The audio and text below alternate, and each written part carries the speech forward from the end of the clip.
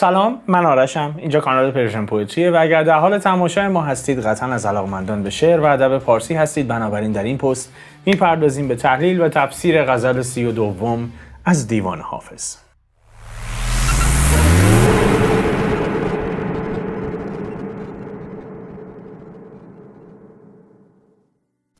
خب همونطور که عرض کردم رسیدیم به غزل 32 از دیوان حافظ و طبق معمول همیشه اگر 31 غزل ابتدایی از دیوان حافظ رو تماشا نفرمودید تحلیل و تفسیرش رو لینک پلیلیستش رو این بالا تقدیم حضورتون میکنم، حتما تماشا بفرمایید. بسیار جذاب و گیرا هست غزل حافظ. و اما غزل 32 من قبل از اینکه بشینم پشت دوربین و شروع به تفسیر این غزل بکنم براتون بسیار نشستم و فکر کردم سعی بکنم یک لقبی برای غزل حافظ پیدا بکنم که از این القاب پرطمطراق که فقط فضلا و ادبا ازش استفاده میکنن، نه، یک لقبی براش پیدا بکنم، یک کاراکتری بهش بدم که مخاطب خودم که هم جنس من، هم نسل من و هم فکر من هست به خوبی درک بکنه قدر و منزلت غزل حافظ رو. به این نتیجه رسیدم ما در جهانی زندگی میکنیم که خیلی سخت میشه مباحث رو با هم قیاس کرد. دیگه خوب و بدی هم نسبی شده، سلیقه‌ای است و به سختی میتونید ماهیتی رو پیدا بکنید که بگید واقعا این غیر قابل قیاسه و خب حافظ واقعا غیر قابل قیاسه. به این نتیجه رسیدم که بگم غزل حافظ مارادونای غزل هاست. حقیقتا خیلی ها غزل میگن اما کسی حافظ نمیشه به چند دلیل. از تکنیک و طبع شعر حافظ که اصلا این دوتا رو بگذاریم، اینا رو کنار بذاریم که هر کدومش یک رکن رکین برای انتخاب حافظ به عنوان قله نشین غزل پارسی است، اینا رو بذاریم کنار. مهمترین عاملش همه‌گیر بودن غزل حافظ است. از چه نظر؟ غزلی که امروز می‌خوایم با هم بخونیم اغلب تاریخ پژوهانی که شعر حافظ رو همسنگ می‌کنن با تاریخ زندگی حافظ و سپس تحلیلش می‌کنن به این نتیجه رسیدن که قطع به یقین این غزل رو برای شاه شجاع سروده یا کمی قبل از تبعید و یا در اوایل تبعید. بنابراین تکلیف مشخصه، حافظ میشست غزل رو میسرود و شرح حال خودش رو میگفت، اما به یک موضوع مهم فکر میکرد. به این فکر میکرد که رمز ماندگاری این نیست که همه شرح حال من رو در قالب این غزلهای غیر قابل رقابت بتونن درک بکنن، بلکه به این فکر میکرد که من باید به نحوی سخن بگم که همه شرح حال خودشون رو در این غزلیات ببینن. این رمز ماندگاری حافظ است. این رمزی است که باعث شده همه ما در خونمون یک دیوان حافظ داشته باشیم، چون ما با هر شکل و شمایلی، با هر وضعیتی، با هر حس و حالی وقتی دیوان حافظ رو باز میکنیم و یک غزل رو میخونیم خودمون رو درش میبینیم، خودمون رو درش لمس میکنیم. حافظ زمانی نشسته این غزل رو بنویسه که شاه شجاع و دربارش رو میبینه که اصلا یادشون رفته حافظ کی بود.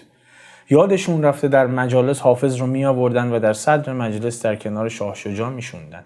چقدر روابط این دو با هم خوب بود. شاه شجاع که خودش اهل شعر و ادب بود لذت می برد از طبع حافظ. چی شده که الان نیم نگاهی هم به حافظ نمی کنن؟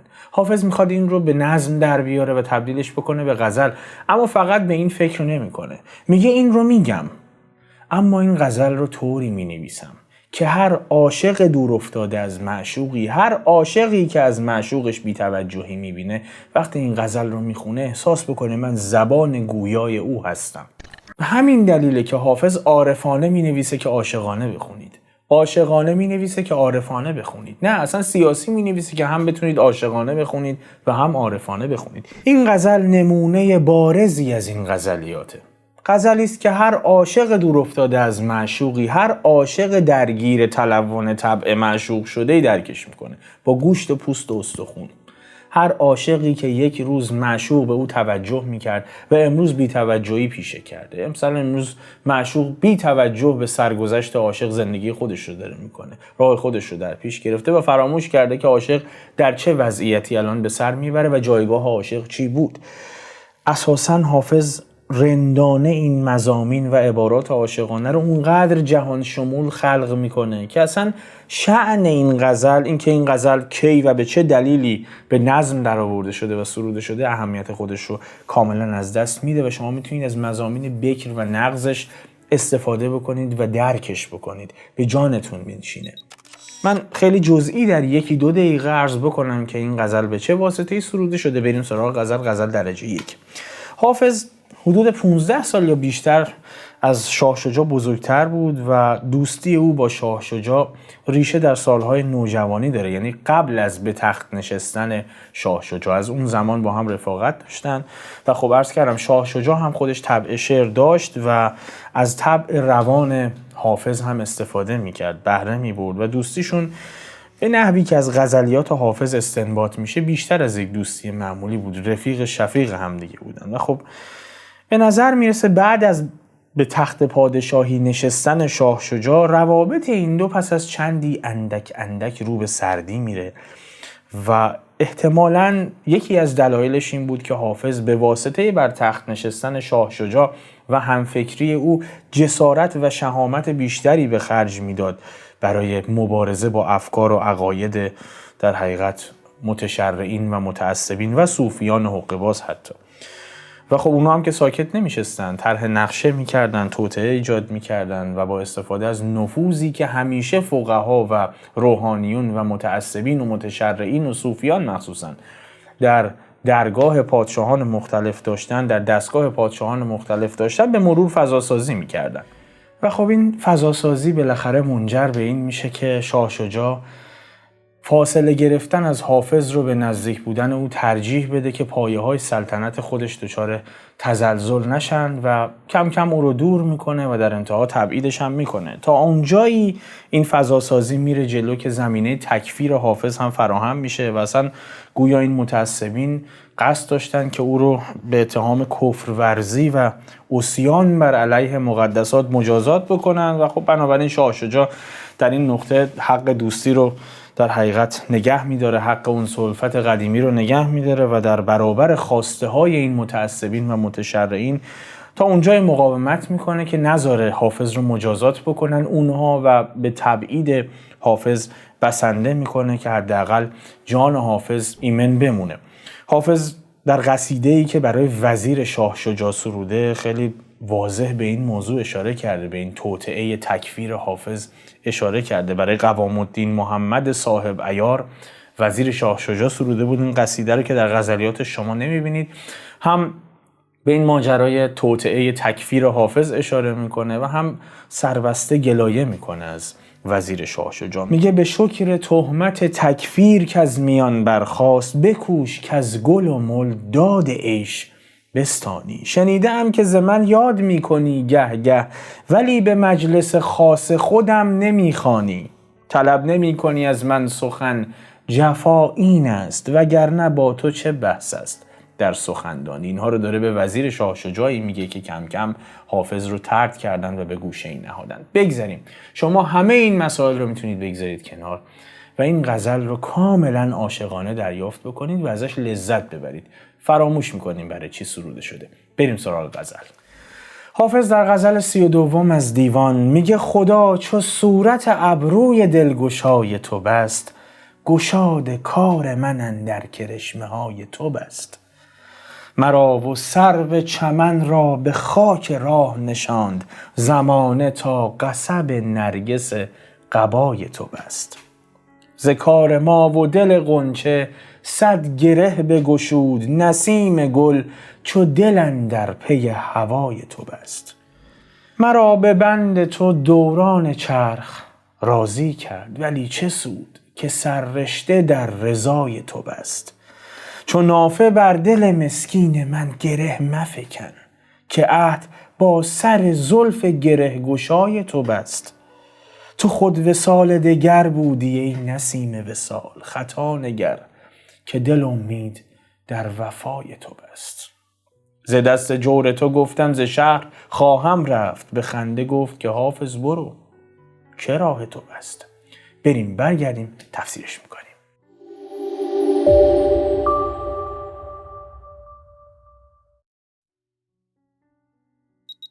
خب بریم بپردازیم به تحلیل و تفسیر این ابیات بسیار جذاب. در بیت 1 حافظ میگه خدا چو صورت ابروی دلگشای تو بست، گشاد کار من اندر کرشمه های تو بست. ابروی دلگشا ابرویی است که از یک طرف جاذبه داره و از یک سمتی گشاینده دل عاشق گرفتاره.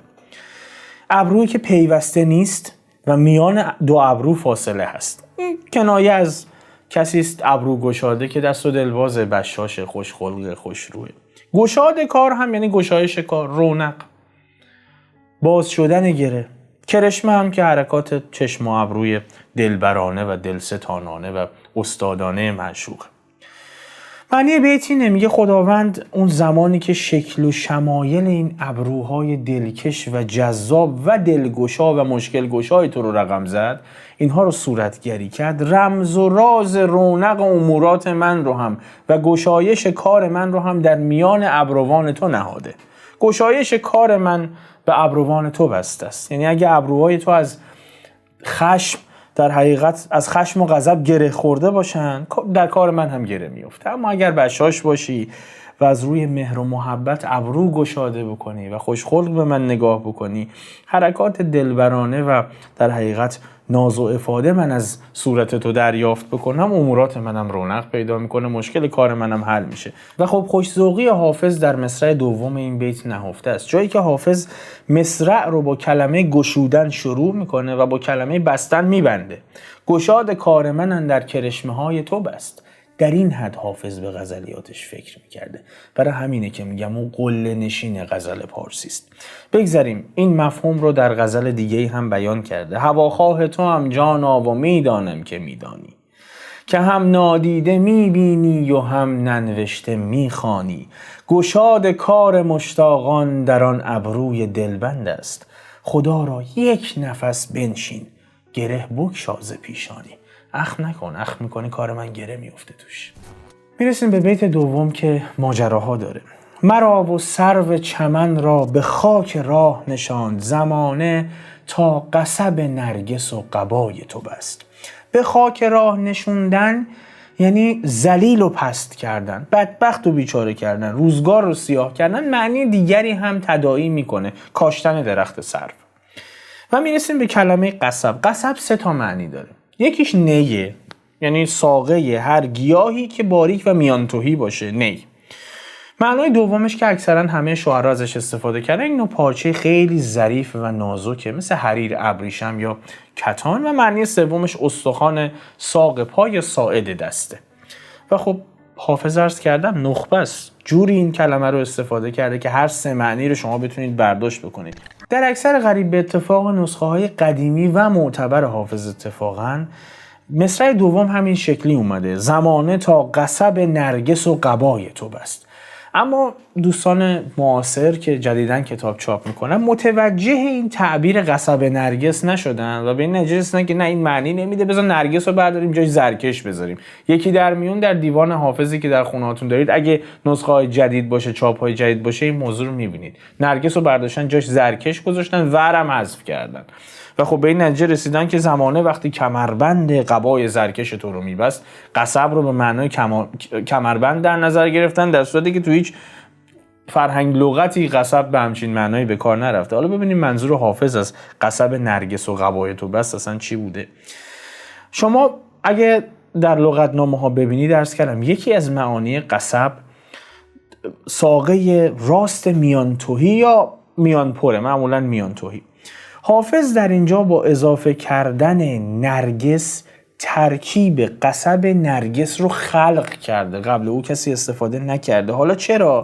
بنابراین این قصب نرگس به معنای این ساقه نیمانند نازک سبز رنگ لطیف گل نرگس هست. نمیدونم دیدید یا نه، میگم بچه ها این گوشه براتون نمایشش بدن. گل نرگس یک ساقه لطیف باریک و سبز رنگ داره که بدون خار هم هست.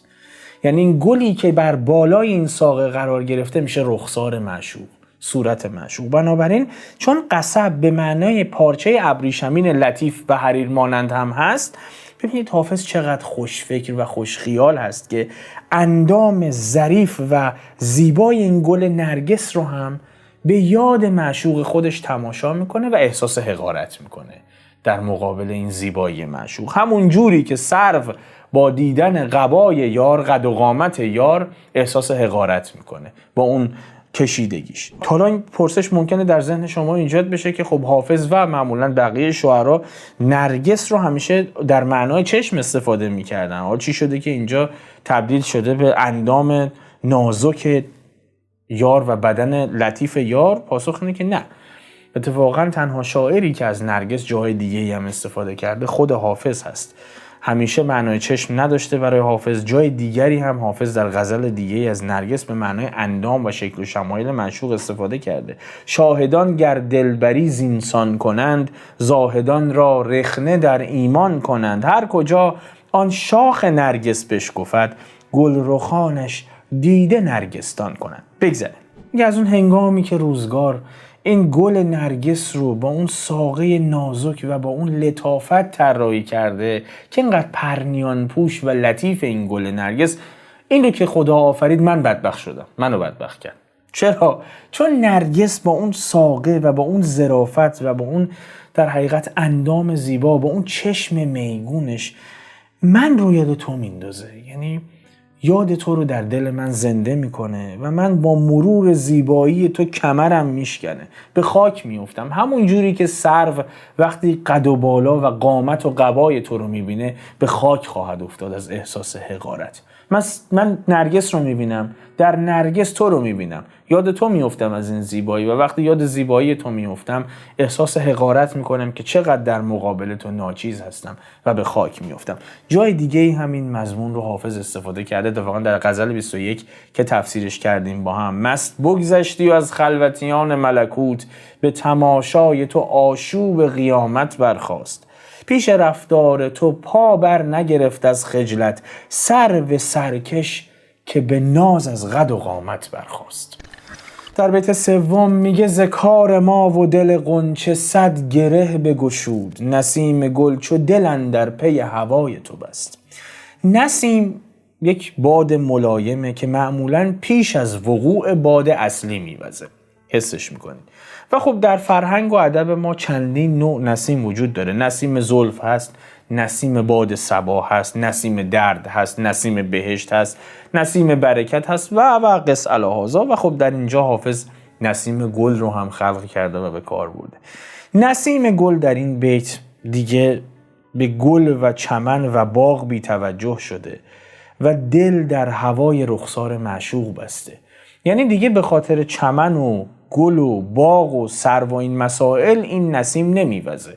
این نسیم به هوای چهره معشوق و در هوای گل رخسار معشوق شروع به وزیدن میکنه و خب به این واسطه گل و غنچه و سرو و باغ هم منتفع میشن. میگه نسیم سحرگاهی به امید دیدن گل روی تو وزیدن رو آغاز میکنه. حالا این بین از صدقه سر تو هم گره از کار من باز میکنه این نسیم، هم گره از کار غنچه باز میکنه. گل روی تو نباشه که نسیم شروع به وزیدن نمیکنه، پس غنچه هم میلی به شکفتن نداره، همونجوری که سر در گریبان هست فرو بسته میمونه.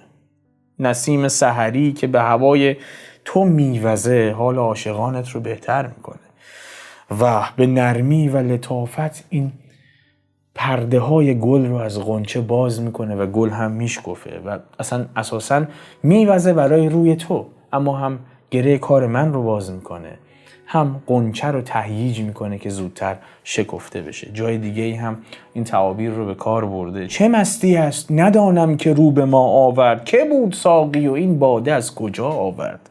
دلا چو غنچه شکایت ز کار بسته مکن، که باد صبح نسیم گره گشا آورد.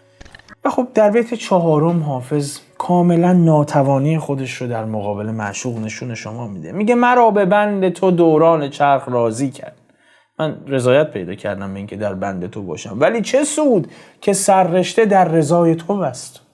آخه چه جوری میشه؟ دوران چرخ یعنی زمانه و گردش روزگار، سررشته هم یعنی سرنخ، سررشته امور. اصلا انگار کلید خاموش و روشن کردن بخت منم دست توئه.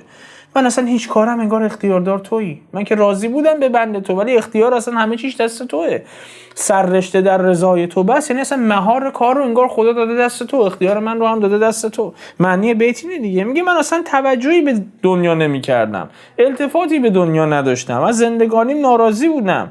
گردش روزگار من رو به عشق تو کشوند و من از این که در بند عشق تو بودم واقعا به رضایت قلبی رسیده بودم.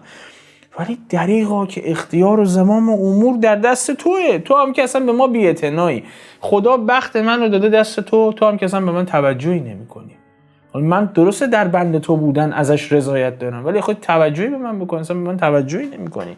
در غزل 22 هم که تفسیر کردیم دقیقاً همین مضمون رو گنجونده. در اندرون من خسته دل ندانم کیست، که من خموشم و او در فغان و در غوغاست. مرا به کار جهان هرگز التفات نبود، رخ تو در نظر من چنین خوشش آراست.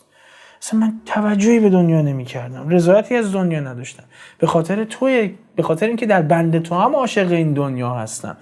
ولی خب سررشته امور در دست تو افتاده، همه چیز دست توه، خب تو هم که من توجهی نمی کنی.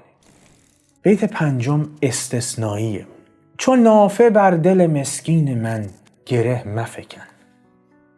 چون نافه بر دل مسکین من گره مفکن، که عهد با سر زلف گره گشای تو بست.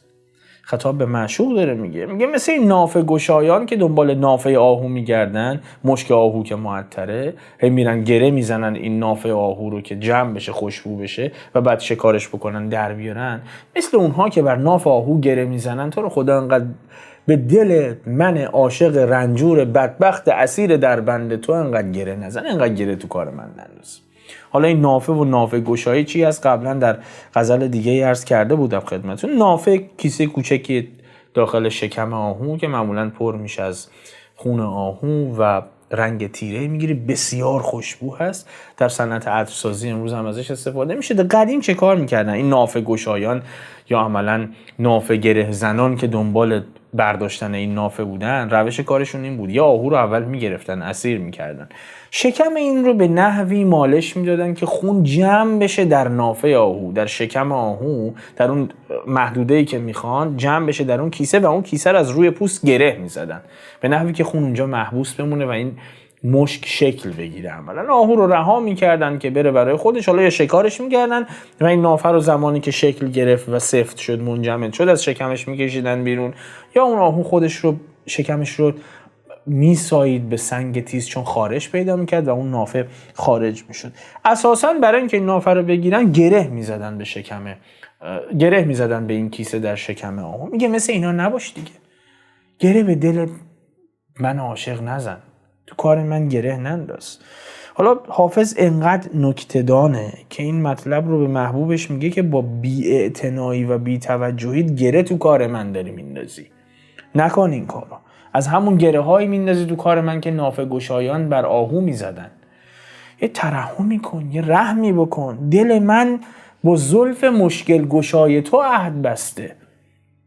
مشکل گشاست زلفه. چرا؟ چون زلف تو لخته، گره نداره. خب وقتی زلف تو گره نداره و من با بیگرهی زلف تو عهد بستم، چون میخواسته گره از کار من باز کنه، تو چرا گره به کار من میندازی؟ نکن این کار. این کار با روح زلف گره گشای تو در تضاد، منافات داره. جای دیگه ای همین مضمون رو به کار برده. به دور لاله قدح گیر و بی ریا می باش، به بوی گل نفسی همدم صبا می باش. نگویمت که همه ساله می پرستی کن، 3 ماه می خور و 9 ماه پارسا می باش. چو غنچه گرچه فرو بستگیست کار جهان، تو همچو باد بهاری گره گشا می باش. مثل زلف معشوق که عهد با سر زلف گره گشای تو بست دل ما. بیت 6 غمباره. میگه تو خود وصال دگر بودی ای نسیم وصال، خطا نگر که دل امید در وفای تو بست. این نسیم وصال میشه هوای وصال، آرزوی وصال، امید وصال که در ابتدای شکوفایی عشق در دل عاشق شروع به وزیدن میکنه و خب او رو سرمست میکنه دیگه. در نظر حافظ عاشق پیشه همین هوای وصال طمع خام عاشقه، به اندازه خود وصال اما لذت بخشه، ولی خب با بی‌اعتنایی معشوق مواجه میشه در انتها و این خانه پوشالی که از امید وصال برای خودش ساخته و ترسیم کرده یهو به کلی فرو میریزه و عاشق رو ناامید میکنه و این عشق تبدیل به تراژدی میشه. چون عاشق اولش که این عشق براش شکل میگیره دائما این نسیم وصال در دلش داره میوزه، احساس میکنه که این عشق به وصال منجر میشه، تا زمانی که بی‌اعتنایی میبینه و یه لحظه متوجه میشه که این خیال خیال خامی بود. اما این نسیم وصال برای عاشق در اون لحظه به اندازه خود وصال لذت بخشه. برای همین این میگه این حال و هوای روزهای آغازین عاشقی عجب لذتی داشت. این حال و هوا مثل خود وصال بود. اصلا برای من یک وصال دیگری بود. لذت بخش بود برای من. اما دریغا که من خوشخیالی کردم و امید بستم بهش. دچار خطا و اشتباه شدم. دل بستن به تو عبث بود. کار بیهوده‌ای بود و صادقانه من امیدوار شده بودم به وفا و عنایت تو، اما در انتها چیز دیگری دیدم. تو خود وصال دیگر بودی ای نسیم وصال. با نسیم وصال و اون خیال خامش صحبت میکنه. میگه تو برای من مثل خود وصال بودی، اینقدر شیرین بودی. خطا نگر، ببین چه خطایی کردم که دل امید در وفای تو بست. چه خبطی کردم. و خب این غم افزای، این احساس ناخوشایند ناامیدی عاشق ساده دل و خام رو داره برای شما بازتاب میده. عاشقی که با مواجه شدن در حقیقت با بی‌توجهی معشوق دچار ناامیدی و یک اندوه جانکاه شده. در غزل دوم که تفسیر کردیم هم یه همچین مضمونی رو خلق کرده بود براتون. مبین به سیب زنخدان که چاه در راه است، کجا روی همی ای دل بدین شتاب کجا؟ چاه ها این چیزی که میبینی. بشد که یاد خوشش باد روزگار وصال، خود آن کرشمه کجا رفت و آن عتاب کجا؟ بیت هفتم در ادامه بیت ششم میگه ز دست جور تو گفتم ز شهر خواهم رفت، به خنده گفت که حافظ برو که راه تو بست. تیر خلاص عملا. در ادامه بیت قبلی پس از ناامیدی، از بی‌اعتنایی معشوق، عاشق داره به معشوق میگه من از دست جور و جفای تو از این شهر میرم، دیگه طاقتم تاق شده، به اینجام رسیده، از این شهر میذارم میرم. و خب تو به من بی‌اعتنایی کردی، محبتی رو که من نسبت به تو داشتم و تو درک نکردی. و خب معشوق هم کاملا با نامهربانی مطلق تیر خلاص شلیک میکنه، به جای اینکه وقتی عاشق داره این رو میگه که ازش دلجویی بشه که نه نرو، این مسئله رو درست بکنیم، معشوق بکشه به سمت خودش مجددا عاشق رو، اما نه، کاملا رهاش میکنه. عوض اینکه دلجویی کنه میگه برو کسی پای تو رو نبسته. و خب این دقیقاً همون موضوعی است و همون بیتی است که شارحان و حافظ پژوهان رو متقاعد کرده، من رو هم همچنین، که این ابیات برای بی‌وفایی و بی‌مهری شاه شجاع و اطرافیان و دربارش لحظاتی که حافظ رو دارن رها میکنن که او رو تبعید کنن سروده شده، که خب به خوبی براتون تصویر سازی میکنه. اما کاملا این موضوع رو کنار بذارید، یک عاشقی اگر باشید که از معشوق دور افتاده و معشوق به او بی‌توجهی میکنه، این غزل برای شما سروده شده. خب این بیت آخر من رو یاد غزل دیگری از حافظ میندازه که اتفاقا ملمع هم بود. از خون دل نوشتم نزدیک دوست نامه، انی رأیت دهرا من هجرک القیامه. دارم من از فراقش در دیده 100 علامت، لیست دموع عینی هذا لنا العلامه. هرچند کازمودم از وی نبود سودم، من جرب المجرب حلت به الندامه. پرسیدم از طبیبی احوال دوست، گفتا فی بعدها عذاب فی قربها السلامه. گفتم ملامت آید گر گرد دوست گردم، والله ما رأینا حبا بلا ملامه. حافظ چو طالب آمد جامی به جان شیرین، حتی یذوق منه کأسا من الکرامه. امیدوارم در تفسیر غزل 33 هم ببینمتون. اگر قصد همیاری هم با مجموعه ما رو داشتید، لینک آیدی پی برای عزیزان داخل ایران و لینک پیپل برای عزیزان خارج از ایران در دسترس شما هست. به زودی ببینمتون. به سلامت.